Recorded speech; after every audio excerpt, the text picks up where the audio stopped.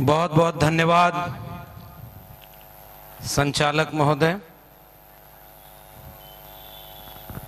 वीएमवाई international school गंगऊपुर Madhuban Mau के इस वार्षिक आयोजन में जिसका नाम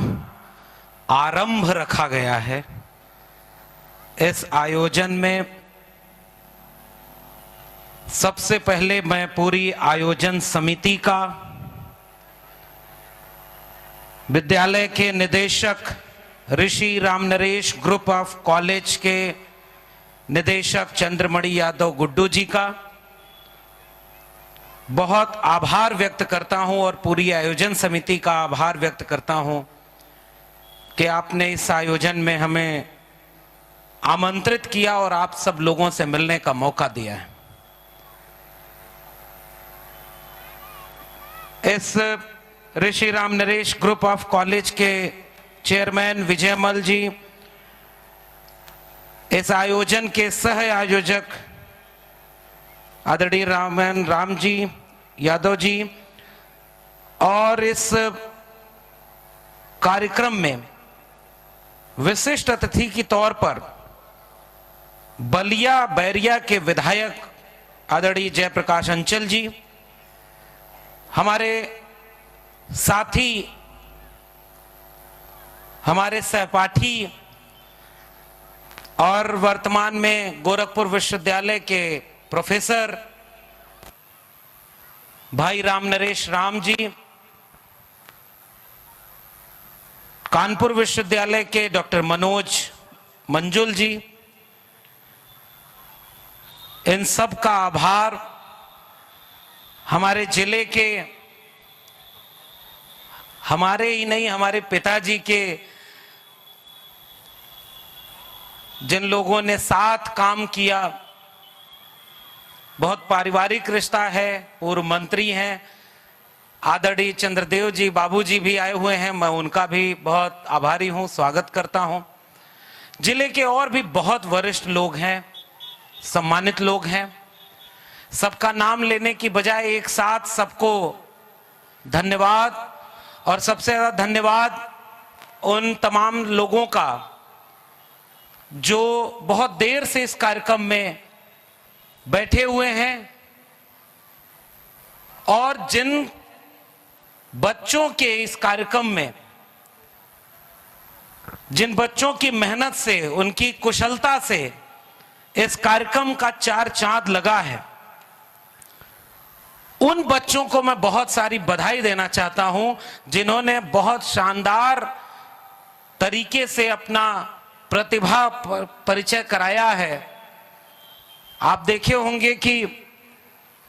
अभी जो बच्चे आखिर में एक प्रस्तुति देकर गए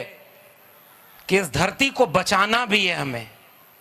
सेव अर्थ, धरती बचाने का एक पैगाम देकर गए। मैं मानता हूं कि इस तरह के आयोजन, शिक्षा जगत के जुड़े हुए आयोजन,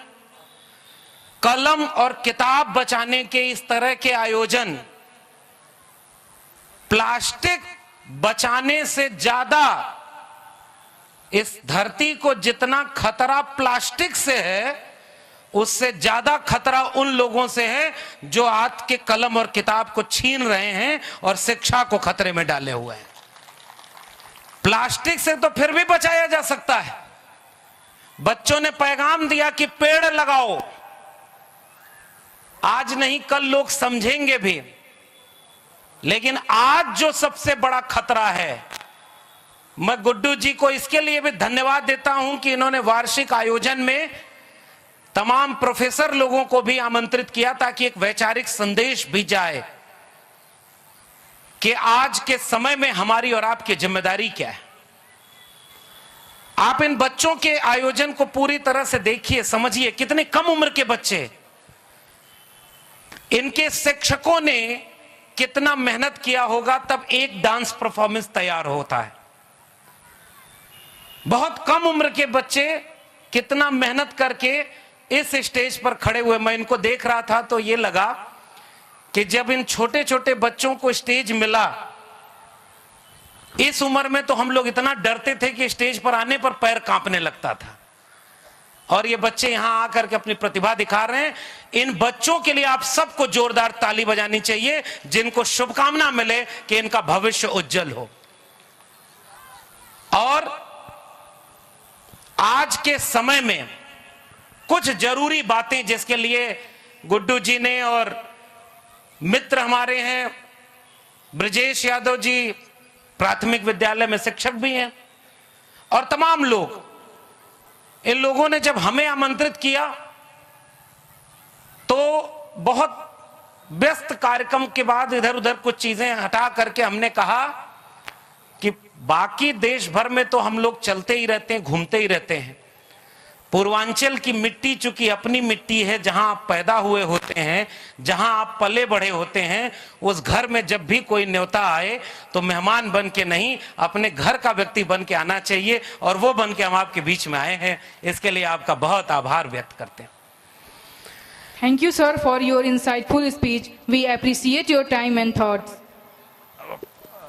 इन संचालिकाओं के लिए भी आपको ताली बजानी चाहिए। इन सब ने बहुत अच्छे ढंग से इस उम्र के बच्चियों को आपको शुभकामना देना चाहिए कि ये इस विद्यालय से, इस परिसर से, अकादमिक परिसर से जब निकलें तो एक बेहतर दुनिया जीने के लिए अच्छी कामयाबी के साथ अपने इस अकादमिक जीवन को, इस शिक्षा को जी सकें। साथियों, आप सब लोग पूर्वांचल के लोग, जब हम पूर्वांचल की बात करते हैं तो ये महसूस करते हैं कि पेड़ लगाने का पैगाम जब बच्चे दे रहे थे तो मुझे याद आ रहा था, हमारे पुराने बुजुर्ग कहा करते थे कि अगर कोई बड़ा पेड़ लगाओ, कोई मजबूत पेड़ लगाओ, तो यह सोच के कभी नहीं लगाया जाता कि उसका फल भी आप ही खा लेंगे। लेकिन बड़े बुजुर्ग पेड़ लगाकर गए तो ये सोचते थे कि हम इसको पालेंगे, पोसेंगे तो हमारे बाद वाली पीढ़ी के बच्चे, इस पेड़ से छाया मिलेगी, फल और फूल उनको सेवन करने को मिलेगा। लेकिन वक्त बदल गया है, अब आजकल चीजें बदल गई हैं। अब लगता है कि जो है सब सामने मिल जाए और तुरंत सब कुछ हो जाए। ऐसे वक्त में शिक्षा भी अब इतनी महत्वपूर्ण नहीं रही कि अब मैं 14 साल प्रोफेसर रहा, दिल्ली विश्वविद्यालय में प्रोफेसर रहा, यहीं आजमगढ़ से निकले, इलाहाबाद यूनिवर्सिटी में पढ़ने गए। यूनिवर्सिटी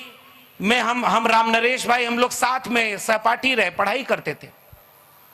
और मैंने अपनी किताब में भी ये बात लिखी, जब मैं प्रोफेसर नहीं रहा उसके बाद हमने उस दौर में पढ़ाई की है कि लोग घर में पेंट नहीं होता था,